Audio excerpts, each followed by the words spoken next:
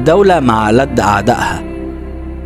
ولسه مكملين مع الحرب العالمية الأولى والخيانات اللي حصلت فيها، لكن المرة دي اللي خان الدولة العثمانية ما كانش فرد، ده كان شعب كامل، وهو الشعب الأرمني. في الوقت ده كان الأرمن عايشين في شرق الأناضول، وكانوا واخدين حقوقهم كاملة وعاشوا قرون تحت حماية الدولة العثمانية، وبيبنوا كنايس وتجارتهم شغالة وكل حاجة تمام. وكانت الدولة العثمانية وقت الحرب بتحارب روسيا في المنطقة دي، لكن اللي حصل في الحرب دي قلب الطاولة على العثمانيين، والأرمن شافوا إن الدولة العثمانية خلاص بتموت، وإن ده الوقت المناسب اللي يستقلوا فيه عنها، فبدأوا يتحالفوا مع الجيش الروسي ويتعاونوا معاه، وقدموا للروس معلومات كتير عن تحركات الجيش العثماني، وساعدوه في تخريب خطوط الإمداد العثمانية. ومش بس كده، ده بدأوا يشكلوا عصابات مسلحة ويهاجموا معسكرات الجيش العثماني، وبقوا يضربوهم في ظهرهم، وبدأوا يعملوا تمردات مسلحة في مدن وقرى شرق الأناضول، وهاجموا قوافل الجيش وقتلوا مدنيين مسلمين من الأتراك والكرد. وفي معركة ساري قميش، أنور باشا كان بيحلم بنصر كبير يعيد أمجاد الدولة،